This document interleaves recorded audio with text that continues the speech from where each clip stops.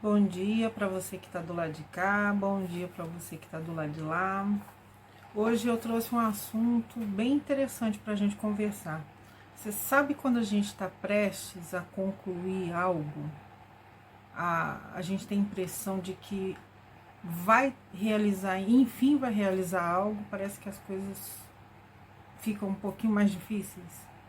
Pois é, vamos conversar sobre isso hoje.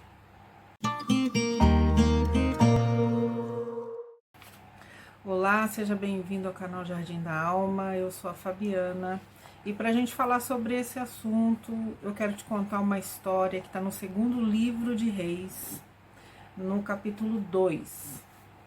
Nós vamos ler do versículo 1 ao 18, tá? Diz assim: Sucedendo que, quando o Senhor estava para elevar a Elias no redemoinho ao céu, Elias partiu de Gilgal com Eliseu. E disse Elias a Eliseu: Fica-te aqui, porque o Senhor me enviou a Betel. Porém Eliseu disse: Vive o Senhor e vive a tua alma, que não te deixarei. E assim foram a Betel. Então os filhos dos profetas que estavam em Betel saíram ao encontro de Eliseu e lhe disseram: Sabes que o Senhor hoje tomará o teu senhor por sobre a tua cabeça? E ele disse: Também eu sei, calai-vos. E Elias lhe disse: Eliseu, fica-te aqui, porque o Senhor me enviou a Jericó. Porém ele disse: Vive o Senhor e vive a tua alma, que não te deixarei. E assim foram a Jericó. Então os filhos dos profetas que estavam em Jericó se chegaram a Eliseu e lhe disseram: Sabes que o Senhor hoje tomará o teu senhor por sobre tua cabeça? E ele disse: Também eu sei, calai-vos. E Elias disse: Fica-te aqui, porque o Senhor me enviou ao Jordão. Mas ele disse: Vive o Senhor e vive a tua alma, que não te deixarei. E assim ambos foram juntos. E foram 50 homens dos filhos dos profetas, e pararam de fronte deles, de longe, e assim ambos pararam junto ao Jordão. Então Elias tomou a sua capa e a dobrou, e feriu as águas, as quais se dividiram para os dois lados, e passaram ambos em seco. Sucedeu que, havendo eles passado, Elias disse a Eliseu: Pede-me o que queres que te faça, antes que seja tomado de ti. E disse Eliseu: Peço-te que haja porção dobrada do teu espírito sobre mim. E disse: Coisa difícil pedistes. Se me vires, quando for tomado de ti, assim se te fará. Porém, se não, não se fará. E sucedeu que, indo eles andando e falando, eis que um carro de fogo, com cavalos de fogo, os separou um do outro, e Elias subiu ao céu no redemoinho. O que vendo Eliseu, clamou: Meu pai, carros de Israel e seus cavaleiros. E nunca mais o viu, e pegando as suas vestes, rasgou-as em duas partes. Também levantou a capa de Elias, que dele caíra, e voltando-se parou à margem do Jordão. E tomou a capa de Elias, que dele caíra, e feriu as águas, e disse: Onde está o Senhor Deus de Elias? Quando feriu as águas, elas se dividiram de um ao outro lado, e Eliseu passou. Vendo, pois, os filhos dos profetas que estavam de fronte em Jericó, disseram: O espírito de Elias repousa sobre Eliseu. E vieram-lhe ao encontro, e se prostraram diante dele em terra.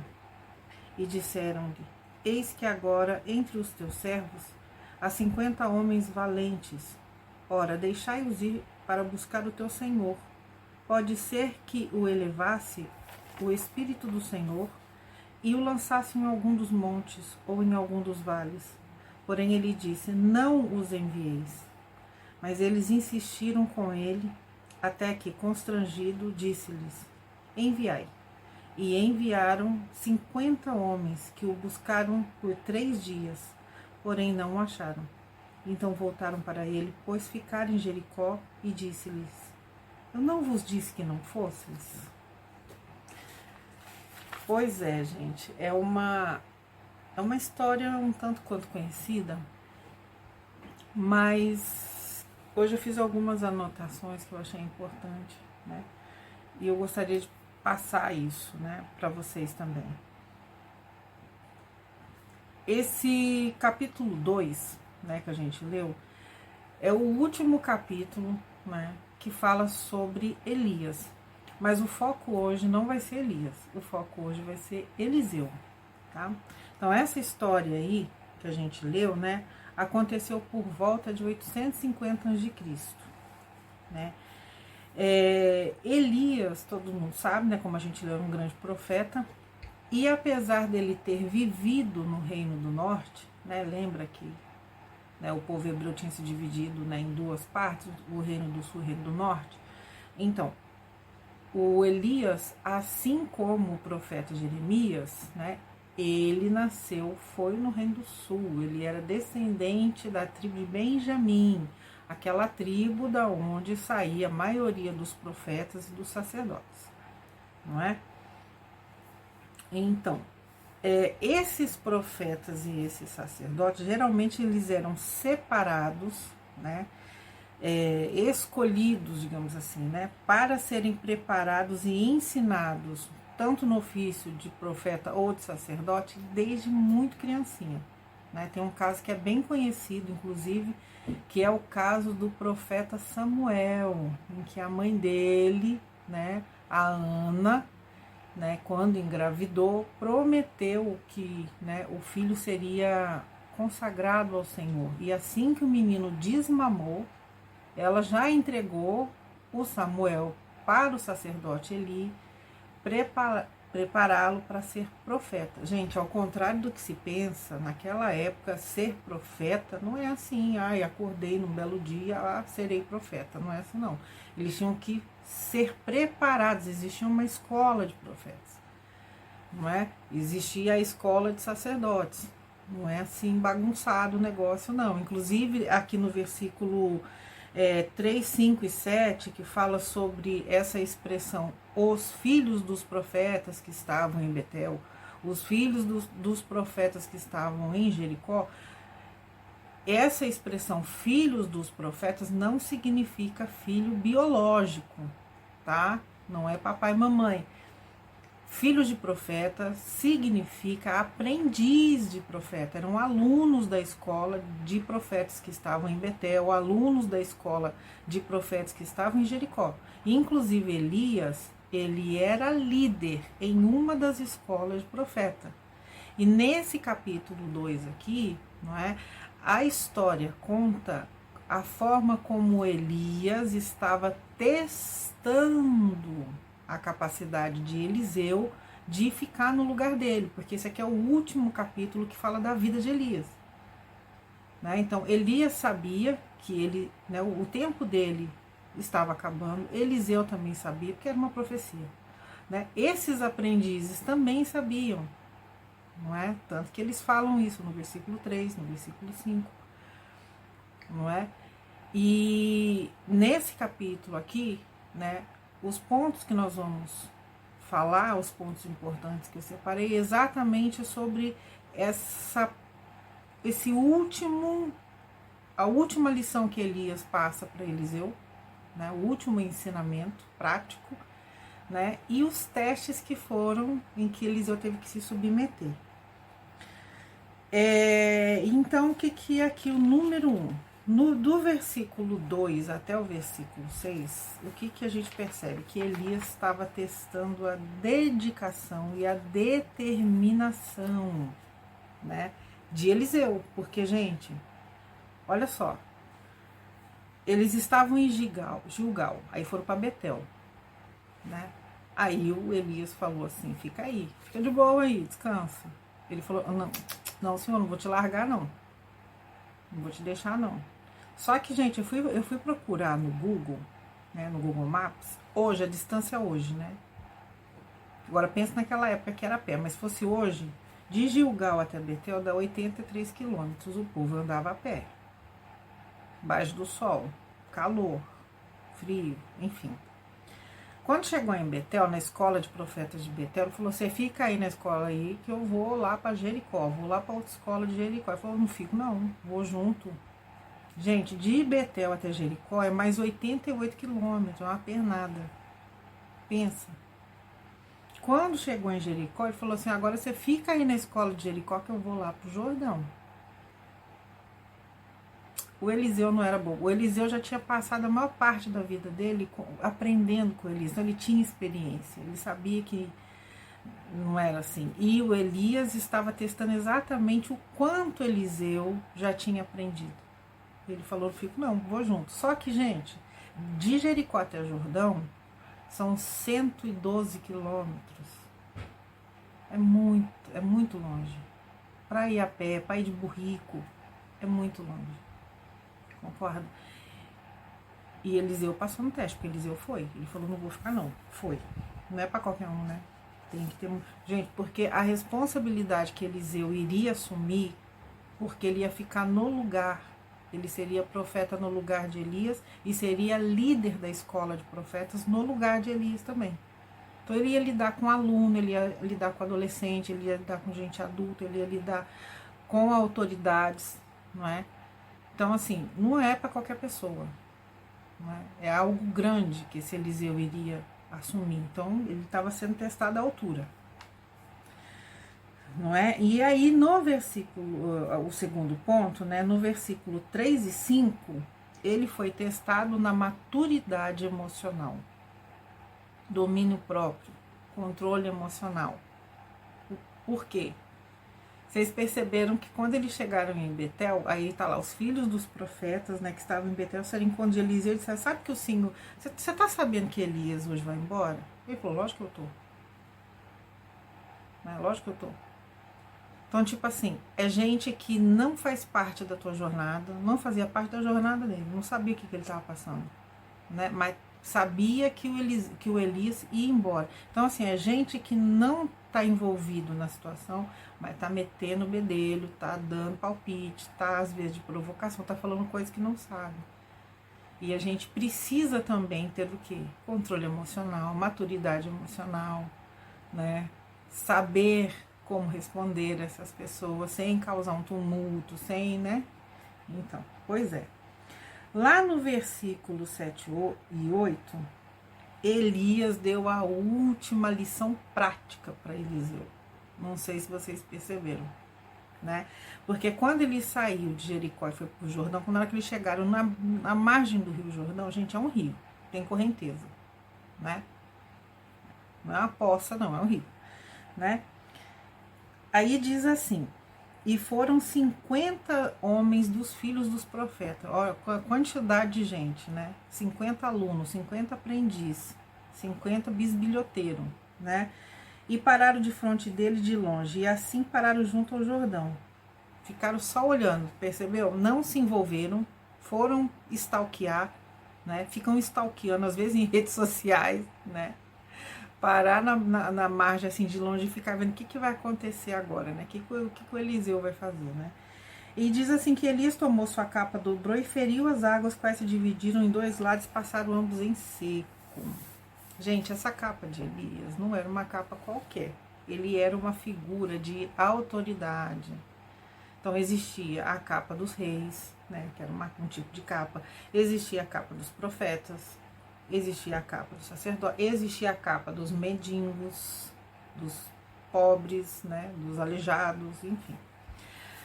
Essa capa que o Elias usava, provavelmente era um talite, igual esse daqui que eu vou colocar aqui para vocês, né, que é um manto eclesiástico, né, com umas franjas, né, que então a pessoa reconhece de longe aquilo ali. Então é um símbolo de status social, de autoridade, de respeito, não é? As águas do rio, né? Agora nós vamos lidar com simbolismo aqui. Águas do rio, né? Simbolizam aqui três coisas. Vamos lá. A água representa o elemento água, que simboliza emoções, as nossas emoções. Esse é um ponto. Segundo ponto. A correnteza do rio, se você não tomar cuidado, leva a gente embora, não leva? Então, representa as dificuldades da vida, que se a gente não ficar muito firme, leva a gente roda, leva a gente embora. E a grande quantidade de água também representam pessoas, a multidão, né, multidões, sociedade, comunidade, né, as pessoas. E aqui diz que o Elias chegou na frente do Rio Jordão, tirou a capa, né, que representava status, respeito, autoridade, né, status social. Ele tirou e dobrou. Esse ato de tirar significa que ele não queria ostentar. Ele sabia quem ele era, ele não precisava disso, né? E dobrar é como dobrar o joelho, é como curvar a cabeça, né? Então representa humildade diante das pessoas, né? Humildade, inclusive, diante dos desafios da vida, né? Ao contrário de certos, né, juízes que a gente tem, que quando deveriam ser os primeiros a cumprir a lei, né, ser exemplo de cumprimento de lei, mas quando são abordados pela lei fazendo algo errado, já perguntam: você sabe com quem está falando? Pois é o contrário disso. Então o Elias sabia quem ele era, ele sabia a importância, né, daquilo que ele fazia, mas ele tirou a capa, ele dobrou, né? Então o que ele estava ensinando ali para Eliseu? Eliseu ia herdar aquela capa, mas ele só precisava saber quem ele era. Ele não precisava impor respeito na força, né? A humildade, né, ela precede a honra. Está escrito lá em Provérbios, no capítulo 15, no versículo 33, diz assim: o temor do Senhor ensina a sabedoria, e a humildade antecede a honra. Então, o que ele ensinou aqui? Se você quiser ser honrado, respeitado, seja humilde, primeiro. Se dobre. 2. Ferir as águas e dividi-las em duas partes significa domínio próprio diante das dificuldades da vida, né? O equilíbrio emocional, né? Tipo assim, lembra da provocação lá dos meninos, né? Dos filhos dos profetas, né? Dos aprendizes, os 50 bisbilhotando ele lá do outro lado? Pois é. Em Filipenses 4:5 diz assim: seja a vossa moderação conhecida de todos os homens. Então, quando você estiver diante dos homens, diante da sociedade, diante dos problemas, tenha controle emocional. Não tome nenhuma decisão baseada na emoção. Emoção não é lugar de viver, emoção é tempero. Então, assim, a gente toma decisão baseada no racional, na razão. Então, seja a vossa moderação, o vosso equilíbrio emocional, né, conhecido de todos os homens.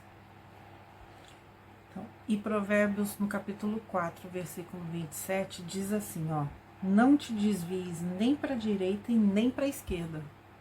Ou seja, nem um extremo, nem o outro, né? Aqui a palavra de ordem, né? O que o Elias quis mostrar aqui para o Eliseu é tipo assim: você vai enfrentar dificuldades, você vai enfrentar pessoas, você vai enfrentar muitas situações, né? Porque se vocês olharem lá atrás, os capítulos anteriores à vida do Elias, não foi nada fácil. E ele teve que ter o quê? Pé no chão. Aqui a Bíblia diz assim, que quando as águas se abriram, os dois passaram em terra seca, com o pé no chão. Então, como que a gente resolve o problema? É boiando? Eles atravessaram o rio boiando, nadando, mergulhado nas águas, né? Ou seja, se misturando no povo, né? Todo mundo faz, eu faço também. Todo mundo pensa assim, eu penso também, né? Ou mergulhado nas emoções, né? Na tristeza, na raiva, na revolta, na indignação, enfim, né? Na saudade, não. Para se resolver situações, para enfrentar problemas, atravessar o rio, é com o pé no chão. Razão, com racionalidade, sem viagem na maionese, né? Então, nem direita, nem esquerda e nem boiando. Caminho do meio, pé no chão. E aí, gente, depois que o Elias ensina a última lição para Eliseu, depois que ele já testou a determinação, a dedicação, né, de Eliseu, né, o domínio próprio, né, a humildade, né, a racionalidade, se Eliseu ia viver viajando na maionese, né, se deixando levar pelo emocional. Depois que ele testou, ele falou assim, não, beleza. Ele também já conhecia Eliseu, né? Ele deu a Eliseu a oportunidade de fazer o último pedido e pediu o que ele quisesse. E aí tem um outro ponto. Porque como Eliseu passou a maior parte da vida junto com Elias, aprendendo com Elias, o Elias também conhecia o caráter, a índole de Eliseu, né? Sabia que ele não ia pedir qualquer coisa, não ia pedir besteira, não ia desperdiçar a oportunidade do pedido, né? E aí, diz assim no versículo 9, sucedeu que, havendo eles passado, Elias disse a Eliseu, pede-me o que queres que te faça, né? E fala assim, e o Eliseu falou assim, eu quero a porção dobrada, tipo assim, eu quero o conhecimento dobrado daquilo que você tem, né? O dobro da sua capacidade, o dobro da sua experiência, o dobro do seu conhecimento. Eu quero ser capaz, não é? E o Elias disse, você pediu uma coisa muito difícil, porque o Elias sabia o preço que ele tinha pago, né? Para chegar naquele nível. E aí ele falou assim, mas mesmo assim, se você me vê, a hora que você vê que eu estiver indo embora, você recebe. Se você não vê, não vai receber. Né? Então, assim, apesar de ser um pedido difícil, o Elias não falou, pede outra coisa. Não. Você quer isso? Tá bom, vou te dar. Mas só nessas condições aqui. Então, veja, ele já tinha se testado, né? Andou a beça, passou provocação, né? Enfim. E ainda tinha a última condição, né? Que era ver. E eu sempre digo que a gente só chega onde a gente se vê. Não adianta você fazer um pedido se você não se vê. Querer algo não é se ver lá. Você consegue se ver nessa situação que você está, às vezes, pedindo para Deus, pedindo para a vida, pedindo para o universo? Né? É algo que faz parte do seu contexto de vida, que vai te ajudar e ajudar outras pessoas ao seu redor. Mas, gente, é com o pé no chão. Lembra do pé no chão? Sem viajar na maionese. É algo que não está infringindo a lei divina. O Eliseu pediu o dobro do espírito que estava sobre Elias.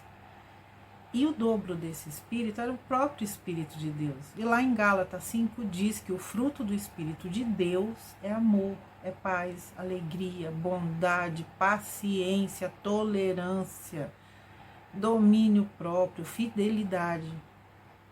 O que você está pedindo está dentro da lei? Ou será que é o que eu quero às custas da dor do outro, do prejuízo do outro? Né? É a custa de ser de graça, eu quero que não vai cair do céu. É a custa de milagre. Veja que Eliseu, para chegar onde chegou, ele teve que passar a vida junto com Elias. Ele teve que aprender, ele teve que pagar o preço. Ele teve que andar, inclusive no último capítulo aqui, o tanto que ele andou, né? De Gilgal até Betel, de Betel até Jericó, Jericó até o Jordão, e mais aqui ainda. Mais esse teste. Então não é assim. Pé no chão. Pé no chão. Você está fazendo por onde? Vai ser bom para você e para as pessoas, para todos os envolvidos? Ou será que é vingança?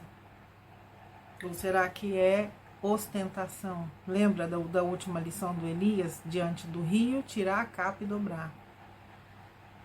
Não é? É um pedido que envolve humildade, tolerância, bondade, paz, alegria. Se for, fique em paz que você vai receber. Né? E ele precisava estar atento, observando, desperto, né? Acordado, ativo. Você está nessa posição? Você está atuando neste momento? Né? E veja que no capítulo 11 diz assim, que indo eles andando e falando, eis com um carro de fogo. Né? Então, tipo assim, eles estavam andando e conversando, né? Ou seja, cotidiano, rotina. E de repente, eis que surge a oportunidade do pedido de Eliseu se concretizar. Então, assim, no dia a dia, na rotina, você está indo na direção disso que você está pedindo? Você está plantando para poder colher depois?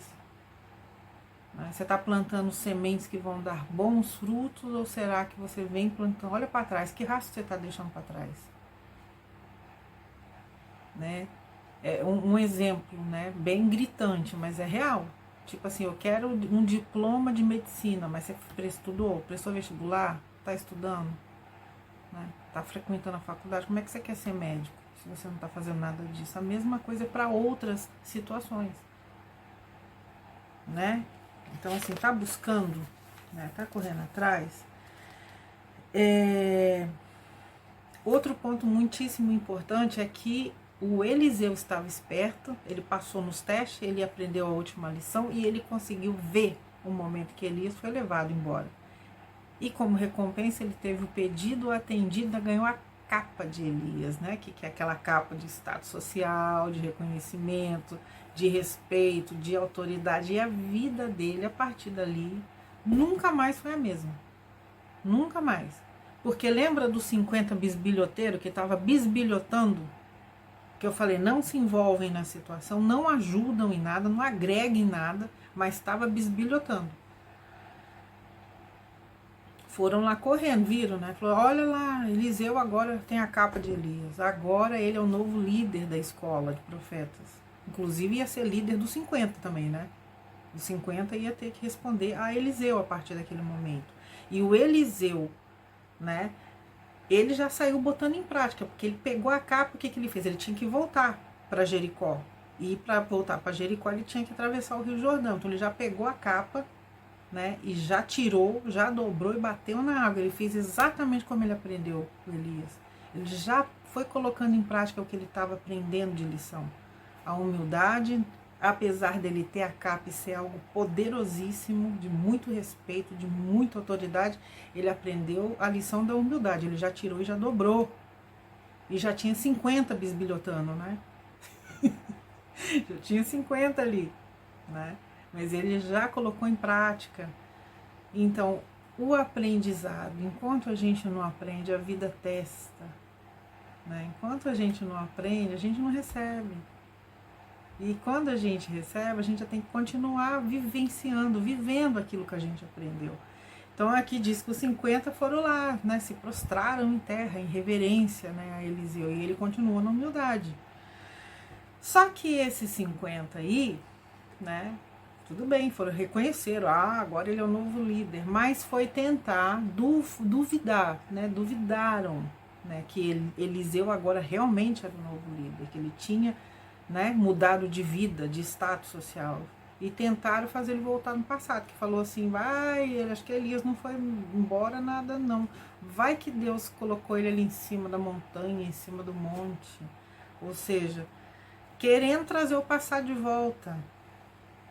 E muitas vezes acontece isso com a gente sobe um nível, muda de vida, recebe algo grandioso como Eliseu recebeu, e para receber esse algo grandioso ele teve que ser testado, provado, né? Ele teve que passar por um grande aprendizado, ele teve que botar em prática o aprendizado.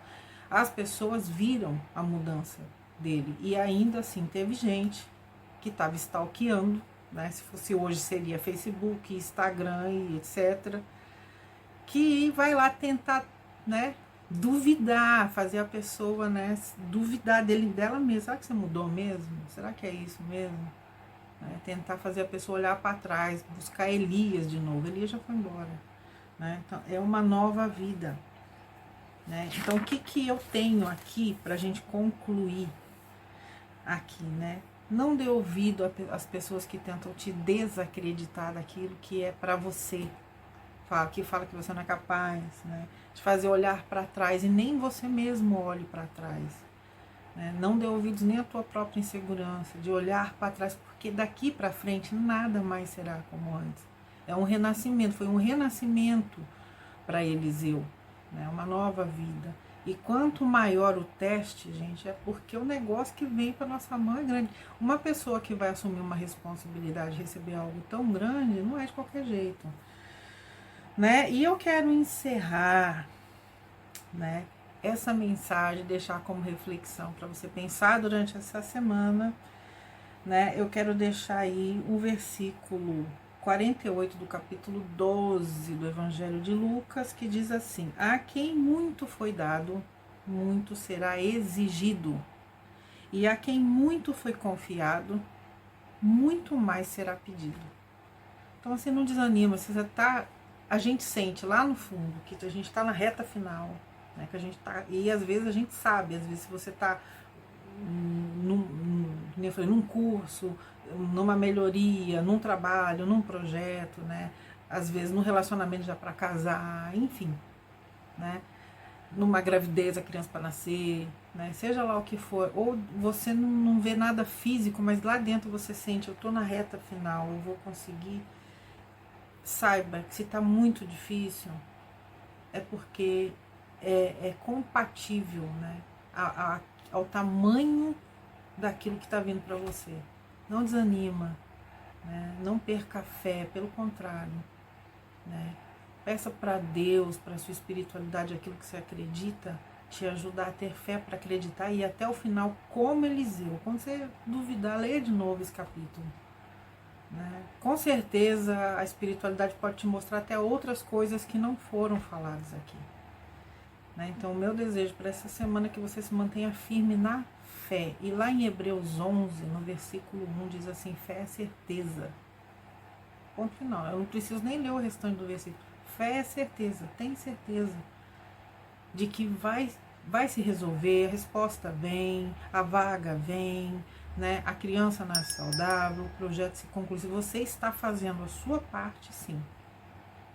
Você está desperto na ativa, sim. A resposta é sempre sim. Agora, se você está esperando cair do céu, infelizmente, já não posso te garantir nada, não é? Então é isso. Eu espero ter te ajudado e eu aguardo você no próximo domingo. Um beijo, tchau, tchau. Ótima semana a todos.